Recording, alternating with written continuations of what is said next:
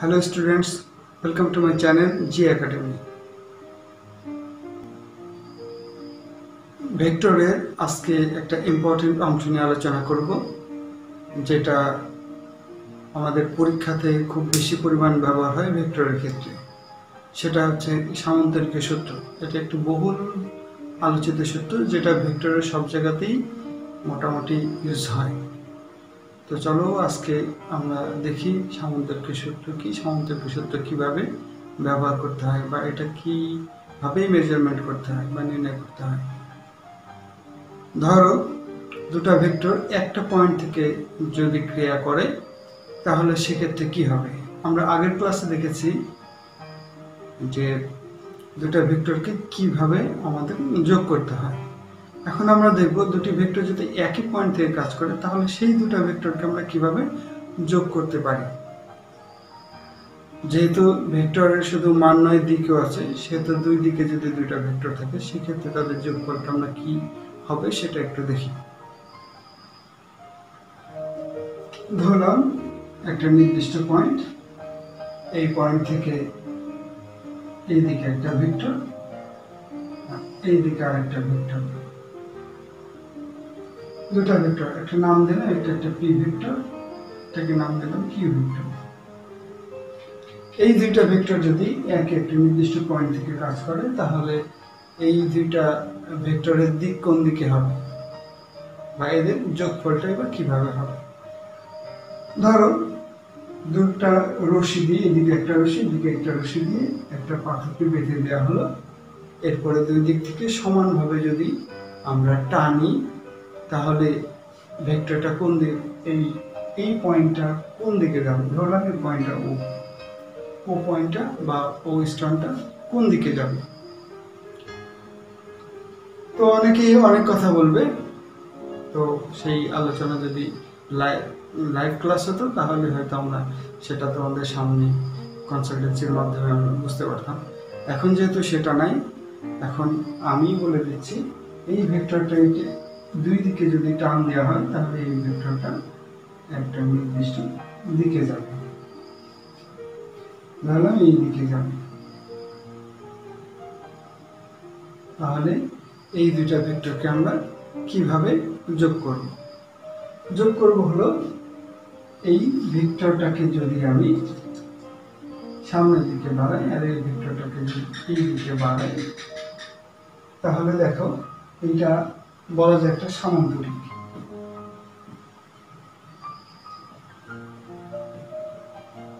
এটাকে বলা যায় একটা সামান্তরিক।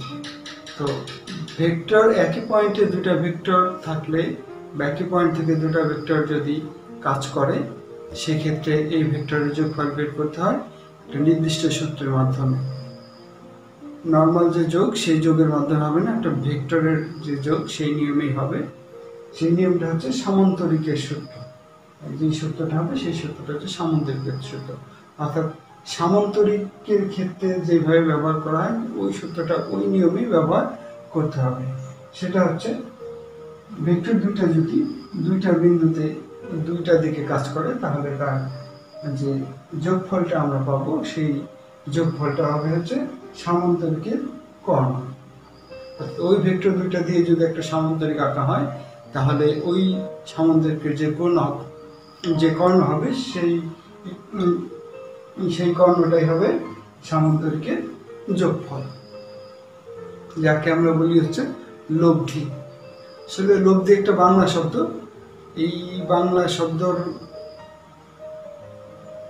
একটা ব্যবহারিক বাংলাটা হচ্ছে যোগফল, বা যোগফল আমরা যদি ইংরেজিতে বলি তাহলে সেটা বলি হচ্ছে রেজাল্ট বা রেজাল্টেন্ট। সেই রেজাল্টেন্টকে আমরা বলি হচ্ছে লব্ধি। লব্ধি, এই লব্ধি যেহেতু রেজাল্টেন্ট সেহেতু এটাকে আর দিয়ে প্রকাশ করা হয়। যেহেতু এই দুইটা ভেক্টর দুইটা দিকে ক্রিয়া করে, সেই যে লব্ধি ভেক্টরটা পাবো সেটা একটা নির্দিষ্ট দিকে ক্রিয়া করে, সেই দিকটা হচ্ছে এই দিক। আমরা দেখবো পরে এটা কিভাবে দিক বের করা যায়। তাহলে এই যে ভেক্টরটা হলো সেটা আসলে আর একটা ভেক্টর। এই ভেক্টরটাকে আমরা বলি হচ্ছে লব্ধি ভেক্টর। তাহলে লব্ধি ভেক্টরটা হচ্ছে দুইটা ভেক্টর যদি একই নির্দিষ্ট পয়েন্টে কাজ করার পরে যে নতুন ভেক্টরটা তৈরি হয় সেই নতুন ভেক্টরটাকে বলা হচ্ছে লব্ধি ভেক্টর বা রেজাল্টেন্ট ভেক্টর। আচ্ছা, তাহলে এই রেজাল্টেন্ট ভেক্টরটা প্রথম যে ভেক্টরটা আছে অর্থাৎ পি ভেক্টর, তার সাথে যে কোণ করে সেটাকে আমরা বলি হচ্ছে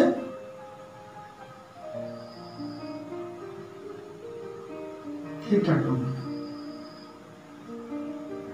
আর এই দুটা ভেক্টর পরস্পরের সাথে যে কোণে থাকে সেটাকে আমরা বলি হচ্ছে আলফা কোণ। তাহলে ভালো করে খেয়াল করো যে দুটা ভেক্টর একটা নির্দিষ্ট পয়েন্টে ক্রিয়া করলে এই দুইটা পয়েন্টের মাঝে যে কোণটা থাকে সেটাকে আমরা বলি হচ্ছে আলফা কোণ। আর নতুন যে লব্ধি ভেক্টরটা হলো, এই লব্ধি ভেক্টরটা প্রথম ভেক্টরের সঙ্গে যে কোণ করে থাকে সেটা হচ্ছে থিটা কোণ। তাহলে সামান্তরিকের সূত্র ব্যবহার করার যে নিয়মটা সেটা হচ্ছে এইটার যে কর্ণ সেই কর্ণের জন্য বইয়ের মধ্যে একদম জ্যামিতিক ভাবে সুন্দর করে ব্যাখ্যা দেওয়া আছে, তোমরা ওটা ওখান থেকে পড়লেই বুঝতে পারবে। আর যেহেতু এটা একটা অনলাইন ভিডিও ক্লাস, সেক্ষেত্রে ওই টোটাল ডেরিভেশনটা দেখানো একটু সময়ের ব্যাপার, যার জন্য আমি ওই বিষয়টাকে স্কিপ করে যাচ্ছি। আমি জাস্ট বেসিকটা তোমাকে ধারণা দিয়ে দিচ্ছি। আচ্ছা, এই দুটা ভেক্টরের ফলে যে ভেক্টরটা পাওয়া যায় লব্ধি ভেক্টর, সেই ভেক্টরটা হয় হচ্ছে, সেই ভেক্টর মানটা হচ্ছে দুটা ভেক্টর, একটা P square plus Q square plus twice P Q cos alpha. এটা হচ্ছে সামান্তরিকের সূত্র, এটার যে মান সে মানটা। এখন যেহেতু এটা একটা ভেক্টর, এর একটা মান আছে, তাহলে তার একটা দিকও আছে। দিকটা তাহলে আমি তোমাদেরকে বুঝিয়ে দিচ্ছি, দিকটা আসলে কোন দিকে হবে।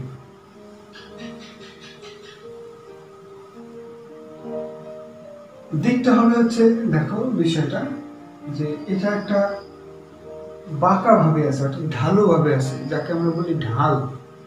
জ্যামিতি থেকে তোমরা ঢাল শিখেছো, যে ঢাল, অর্থাৎ ঢালটা যদি আমি বের করতে চাই তাহলে দেখো, আমি যদি এইখান থেকে এইভাবে একটু এঁকে দিই তাহলে তোমাদের হয়তো বুঝতে সহজ হবে।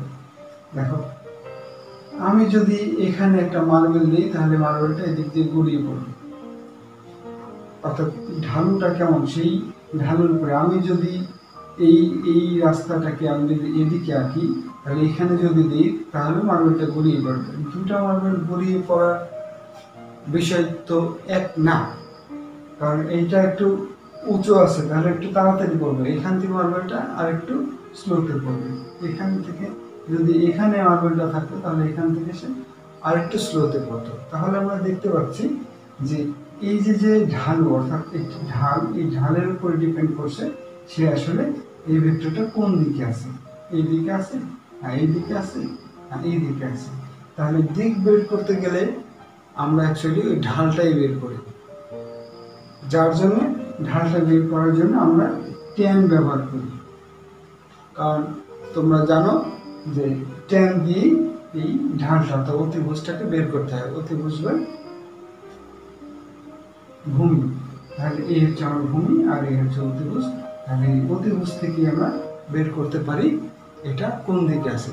যেহেতু ট্যান বের করছে, অর্থাৎ এই যে আমার এখানে যে কোণটা আছে এই কোণটার উপরে ডিপেন্ড করে। দেখো, এইখানে যদি থাকতো, যদি ঢালটা এদিকে হতো তাহলে তার কোণ হতো ছোট, ঢালটা যদি এদিকে থাকতো তাহলে কোণ তার চেয়ে একটু বড় হতো, ঢালটা যদি এইখানে থাকতো তাহলে কোণ তার চেয়ে আর একটু বড় হতো।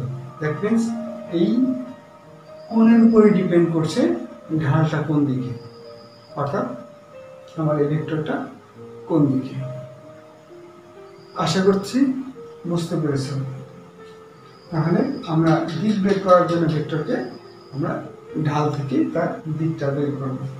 এখন তাহলে আমরা আসি, ধরলাম যে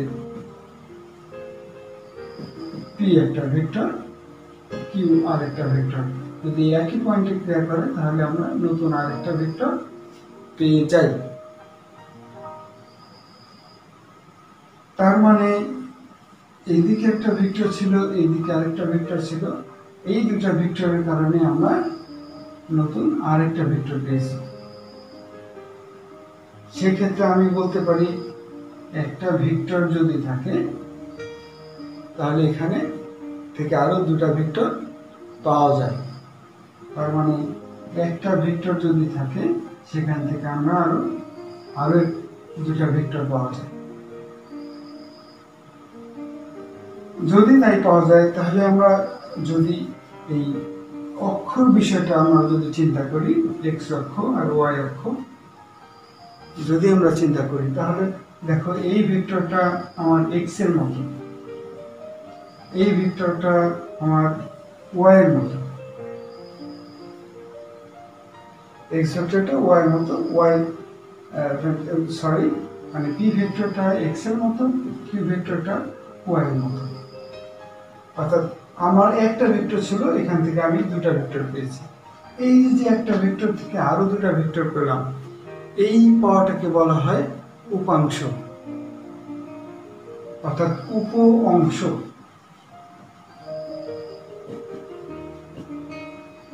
উপাংশ। তাহলে আমি যদি পি ভেক্টরটা না দিয়ে আমি যদি বলতাম আর একটা ভেক্টর, তাহলে আমি যদি এখানে বলি এটা আসলে আর ভেক্টর একটা উপাংশ, এটাকে আমি যদি কি ভেক্টর নাম না দিই, আমি যদি বলি এটা আর এর ওয়াই উপাংশ, তাহলে তো কোনো অসুবিধা নেই, বলা যায়। এখন আমরা জানি আমাদের ডাইমেনশন অর্থাৎ মাত্রা হচ্ছে তিনটা, তাহলে এক্স অক্ষ, ওয়াই অক্ষ আর হচ্ছে জি অক্ষ। অর্থাৎ এক্স যদি এই দিকে হয়, ওয়াই এদিকে হবে, তাহলে জি বা জে হবে আমার এই দিকে। অর্থাৎ এই দিকে না হয় এটাকে যদি আমি খাতাতে প্রকাশ করতে চাই, যেহেতু এটা উপরের দিকে, খাতাতে যদি প্রকাশ করতে চাই, সেই প্রকাশটা আসলে আমি কিভাবে করব? সেই প্রকাশটা করবো, এটাকে আমি যদি এখানে দিয়ে দিই, ফেলে দিই, তাহলে যেটা হবে সেটাই হবে আমার জেড এক্সিস। তাহলে একটা ভেক্টরের আসলে তিনটা দিকে আছে। বিষয়টা যদি না বুঝে আমি আরেকটু বর্ণনা করছি যে তিনটা একটা ভেক্টর থেকে তার তিনটা উপাংশ কিভাবে হয়।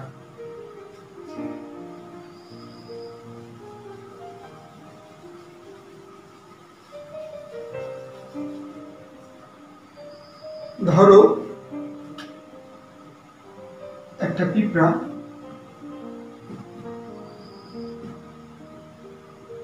পিঁপড়া সে এই রাস্তা ধরে হাঁটছে, তাহলে পিঁপড়ার অবস্থানটা আমি একটা অক্ষ এক্স অক্ষ দিয়ে প্রকাশ করতে পারি, যে সে এখানে ছিল, এখন যদি এখানে আসে তাহলে সে কত দূরে আছে। পিঁপড়ার অবস্থানটাকে আমি যদি নির্ণয় করতে চাই, এখন যদি পিঁপড়াটা এখানে না থেকে যদি পিঁপড়াটা এইদিকে চলতে থাকতো, ধরো পিঁপড়াটা এইদিকে চলছে, আমি আছি এখানে, তাহলে এখান থেকে আমি তাকে কিভাবে নির্ণয় করব? তাহলে নির্ণয় করব সে এক্স থেকে কত দূরে আছে, ওয়াই থেকে কত দূরে আছে। তার মানে পিঁপড়া যদি এদিকে যায়, তাহলে একে প্রকাশ করার জন্য আমার দুইটা অক্ষ দরকার, এক্স অক্ষ, ওয়াই অক্ষ। আমরা এই অবস্থানটাকে প্রকাশ করার জন্য এইভাবে লিখি এক্স, ওয়াই। এখন এই পিঁপড়াটা যদি এখানে না হয়ে এখানে যদি ঝুলতে থাকতো, এইখানে যদি ঝুলতে থাকতো, তাহলে কি করতাম? তাহলে তার অবস্থান বের করার জন্য আমার আরেকটা অক্ষ দরকার হতো, জেড অক্ষ। তাহলে একটা বস্তুর অবস্থান জানার জন্য আমার অ্যাকচুয়ালি তিনটা অক্ষই দরকার হয়, যার জন্য দুটা ভেক্টর যদি একই পয়েন্টে কাজ করে, তাহলে সেখান থেকে আমরা তিনটা অক্ষই পেয়ে যাই। যদি আর ভেক্টর হয় তাহলে এটা হবে আর এক্স, এটা হবে আর ওয়াই, এটা হবে আর জেড। তাহলে একটা ভেক্টরকে আমরা তিনটা ভাবে লিখতে পারি, অর্থাৎ তিনটা ভেক্টর মিলিত হয়ে যোগ হয়ে আমার একটা ভেক্টর হয়। সেক্ষেত্রে আমি যদি এটা লিখি আর ভেক্টর সমান সমান আর এক্স ভেক্টর, আর ওয়াই ভেক্টর, আর জেড ভেক্টর। আশা করি বুঝতে পেরেছেন। তাই এই যদি একটা ভেক্টর হয়, আমরা আগে থেকে দেখেছি যে একক ভেক্টর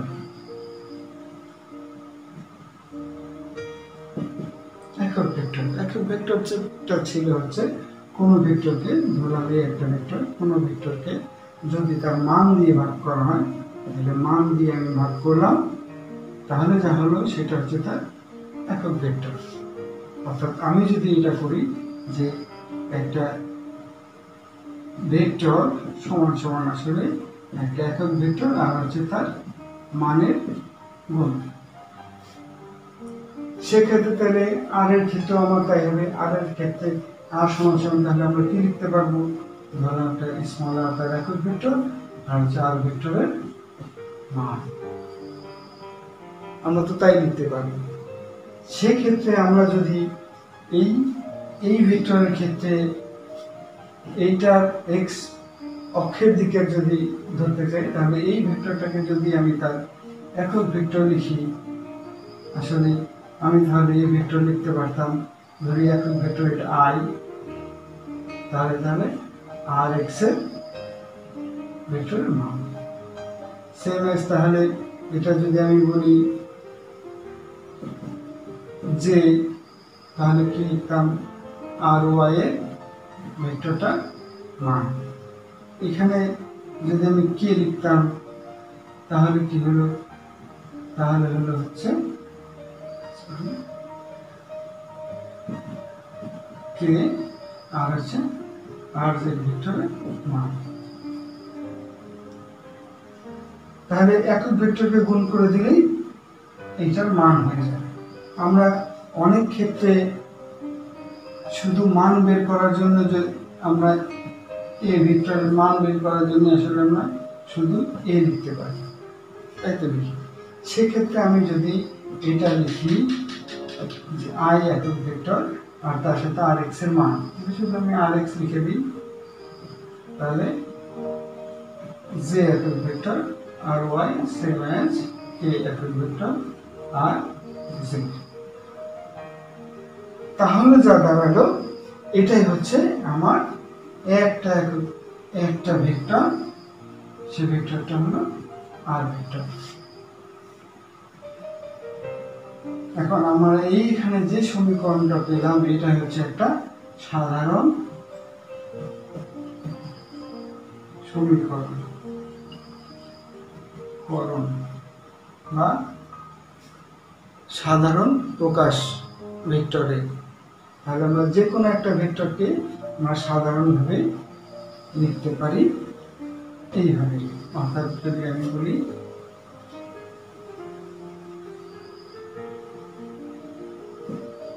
এই একটা ভেক্টর, তাহলে আমরা এই ভেক্টরকে তোমাদেরকে যদি দিয়ে দেয় যে এই একটা ভেক্টর যদি থাকে, তাহলে আমরা এই ভেক্টরকে এইভাবে লিখতে পারি, একটা একক ভেক্টর, এই ভেক্টরের এক্স অক্ষের মান, আর একটা হলো একক ভেক্টর, এই ভেক্টরের ওয়াই অক্ষের মান, আর একক ভেক্টর জেড অক্ষের, এই ভেক্টরের জেড এর মান।